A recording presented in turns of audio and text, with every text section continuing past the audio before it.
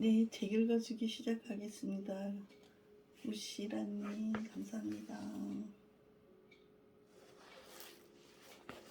오늘은 벌써 12일차가 됐습니다. 네, 오늘은 부동산 투자 사례에서 토지, 상가, 아파트 다시 한번 보겠습니다.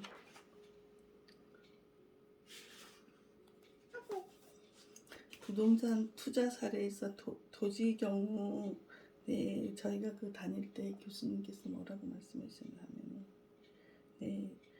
토지 투자의 장점은 토지는 다른 부동산 재테크에 비해서 리스크가 적다고 하셨어요. 그리고 단점은 토지의 지적 물리치를 반드시 확인해야 된다고 했어요. 토지 그 평수에 나와 있는 거하고 그 실질적인 거하고 지적도에 나와 있는 게 달라가지고 사실 때에는 그걸 확실하게 알아보시는 게 좋습니다. 네, 공법을 고려하여 토지 활용 계획을 반드시 세워야 합니다. 그리고 어디에 있는지 입지를 꼭 확인해야 하고, 네, 그리고 주택보다가 토지는 규제가 많아요. 비사업용일 경우에는 세금이 추가 납부될 수도 있습니다. 네, 토지 주변의 환경 시설물을 확인해야 합니다. 토지 경우에는 수익이 바로 생기지 않습니다. 또 다른 교수님께서는 또 뭐라고 말씀하셨냐면요. 토지 같은 경우에는 다른 부동산에 비해 네, 재테크 시 리스크가 적다고 이분도 말씀하셨어요. 토지에 대한 가격은 제자리거나 오르기만 할 뿐 떨어지는 일은 없다고 했어요. 네, 토지는 바로 이렇게 사면은 네, 그 가격이 떨어지는 일은 없다고 하네요. 네, 그리고 요번에는 네, 상가 투자 부분에서 한번 보겠습니다. 이것도 앞에 나왔던 두 교수님이 하신 말씀인데요. 네, 장점은 주거와 상가를 동시에 임대할 수 있다입니다. 일반적으로 가장 선호하는 형태는 한 2층이나 3층에 살고 1층이나 2층의 상가를 하면서 주거를 함께 할 수 있다면 그거 좋다고 하네요. 상가는 비교적 황금성이 토지보다는 좋다고 합니다. 네, 이 상가 본인이 건물에서 창업을 할 수 있다면 또 좋다고 하고요. 네, 상가 투자의 단점을 한번 보겠습니다. 경제 불황의 영향을 받는다고 했어요. 구심, 건물의 영향을 크게 받는다. 아니면 이제 우리가 건물을 지은 지 한 5년 됐어요. 그랬는데 새로운 건물이 생기면 그 새로운 건물로 그 구심점이 옮겨가가지고 내 건물에 약간의 안 좋은 영향이 생긴다는 겁니다. 일반 주택보다 황금성이 떨어진다. 내 상가 투자는 내 주택이나 아파트 이런 데 투자하는 것보다 황금성이 떨어진다고 합니다. 다른 분께서도 또 하신 말씀이 있는데요. 상가 투자 시는 주거와 상가를 동시에 임대할 수도 있어서 좋다 그러고요. 비교적 적은 투자금으로 투자할 수도 있다고 하네요. 이건 무슨 얘기인지 제가 잘 모르겠습니다. 비교적 황금성이 좋은 편이라고, 상가는 토지나 이런 거 되면은 황금성이 좋다고 하네요. 토지 가격 상승으로 자본 이익을 기대할 수 있다. 만일에 토지하고 상가 건물이 본인 거면은 토지 가격이 상승하면 네, 그 상가뿐만 아니라 같이 그 이득을 얻을 수가 있다고 합니다.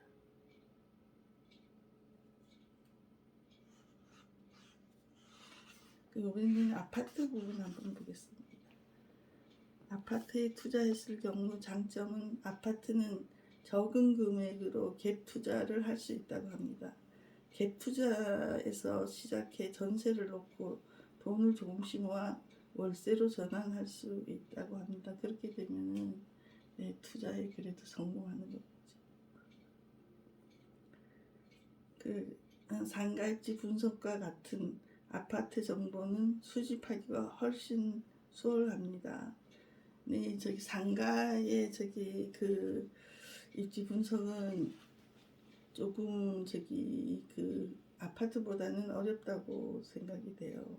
그리고 이 아파트 정보 수집하는 거는요, 국토교통부나 또 KB 시세 등에서 전세, 월세 정보를 습득할 수가 있습니다. 주택거래 현황 및 층수별 금액, 월별 통계, 매매지수 또는 전세지수 등이 전부 예측이 가능하다고 합니다. 이는 신속한 투자를 가능하게 합니다. 단점은요, 갭 투자를 할 경우 가격이 하락하게 되면 전세금 돌려주기가 네, 그때가 너무 힘들다고 합니다. 네, 사회 구조에 따라 평수가 달라집니다. 과거에는 큰 집을 선호했지만 점점 작은 평수를 선호하는 추세로 가고 있다고 합니다. 네, 이거는 가족 구성원 때문에 그런 것 같아요. 그전에는 가족이 많고 자녀분들도 많았는데 요즘은 네, 자녀 수도 또 뭐 전에 비해서 적고 네, 1인 가구나 2인 가구가 늘어났기 때문에 그런 것 같습니다. 또 정책에 따라 부동산 가격의 폭이 커진다고 했습니다. 국가 발전 및 개발을 위해 상가와 토지의 규제는 정부가 완화하는 경향이 있지만 주거의 경우 정책을 강화하는 경향이 있습니다. 네, 지금이 딱 그 얘기가 딱 맞는 것 같아요. 요즘은 주택에 대한 그 규제가 참 많은 것 같습니다. 그리고 또 아파트 투자 다른 분이 말씀하신 거는요, 갭 투자를 활용하여 적은 돈으로 투자할 수 있다. 내 눈으로 직접 번듯한 건물을 확인할 수 있다. 여차하면 내가 살면 된다. 정보를 얻기가 매우 쉽다. 네, 아파트 투자의 장점들이었습니다. 또 단점을 한번 보겠습니다. 매매가 하락하면 전세금을 돌려주기 힘들다. 네, 매매가가 하락하면 전세금 돌려주기가 힘들다고 합니다. 매매가가 하락하면 대출을 끼고 아파트를 산 경우 곤욕을 치른다고 합니다. 각종 구제로 하루 사이에도 천당과 지옥을 왔다 갔다 한다고 하네요. 네, 그런 거는 무슨 얘기인지 알 것 같아요. 얼마나 돈이라는 거는 현실이니까 그걸 해결해야 하니까 얼마나 힘들겠어요. 그 초기 투자의 방법으로 또 이렇게 제시하고 있는 게 있는데요. 초기 투자에는 본인이 자금에서 시작해야 한다고 합니다. 돈이 없는 경우에는 공부하라고 하네요. 소액이 모아졌을 때 갭 투자 등으로 시작하는 것이 좋다. 네, 돈을 다 해갖고 그거 하기는 힘들고 만일에 갭 투자를 할 수 있으면 네, 그걸로 시작하는 게 좋다고 하네요. 정보를 많이 들어야 한다. 네, 부동산에 관심이 있으면 계속 공부해야 합니다.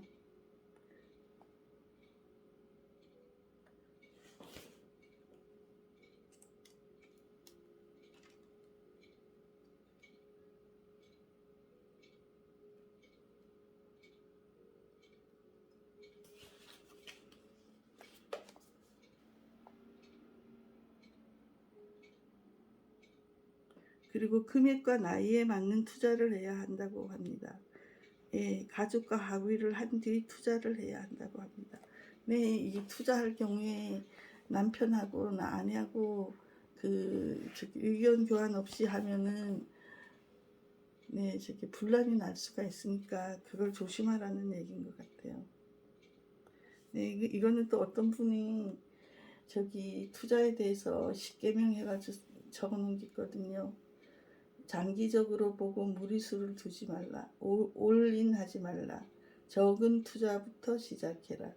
절대 혼자 다 먹지 마라. 말은 수익률이 이제 한 100% 났다 이러면은 그걸 100%로 할 때 20, 30%는 관계자들하고 일한 관계자들하고 또 이렇게 같이 나눠 먹으면 또 나중에 또 다시 좋은 투자를 할 수 있다고 하는 것 같아요. 부동산의 가치는 주인이 들인 정성만큼 오른다. 내 부동산 중개사를 내 편으로 만들어라. 특히 복비는 깎지 마라. 내 부동산 가치는 만일에 밭이나 집이나 주인이 잘 갖고 놓으면은 그 사고자 하는 그 고객께서도 더 흡족해 하고 가격을 더 지불할 수도 있습니다.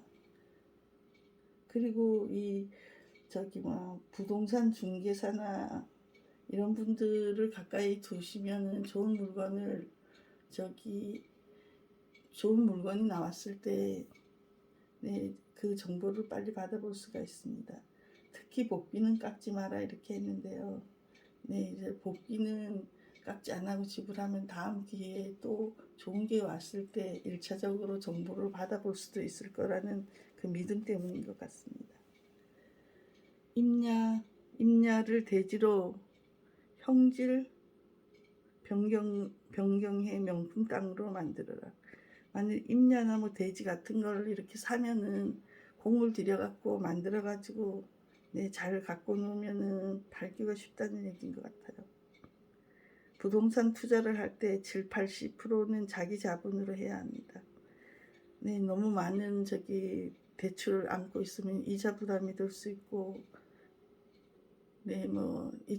은행 이자율이 올라가거나 하면은 그때 너무 힘드니까 본인 자본이 한 7, 80%는 되는 게 좋다고 하네요.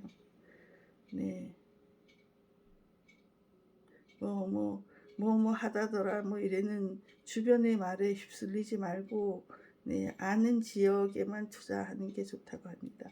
시세보다 저평가된 물건을 고르는 안목을 키워라. 이렇게 부동산에 공부를 하고 이러다 보면은 그쪽에 관심을 가지고 있으면 시세보다 저평가된 물건을 만날 수도 있고 또 그게 저평가됐다는 것을 알 수 있다고 합니다. 그럼 지금까지 했던 부분을 조금 다시 한번 읽어보겠습니다. 토지 투자의 장단점. 토지는 다른 부동산의 재테크에 비해 리스크가 적습니다. 토지에 대한 가격은 제자리거나 보합세라고 하는데요. 그럼 오르기만 할 뿐 떨어지는 일은 없다고 하네요. 그리고 단점, 황금성과 함께 투자 기간이 길다. 매달 들어오는 수익형이 없다. 주택보다 규제가 강하다. 지적도 불일치 경우 조심해야 한다. 공법 관련된 지역별 조례를 파악해서 상가나 아파트, 주택보다 섬세히 봐야 한다. 토지는 이런 점에 잘 보고 해야 된다고 하네요. 특히 지적도 불일치할 경우에는 그 주변에 땅이 이제 뭐가 있으면은 그 땅을 사야 할 경우도 생기는데요. 이때는 조금씩 되면 좀 비싼 가격으로 사야 돼요. 그러니까 지적도를 일치하는가 꼭 봐야 됩니다.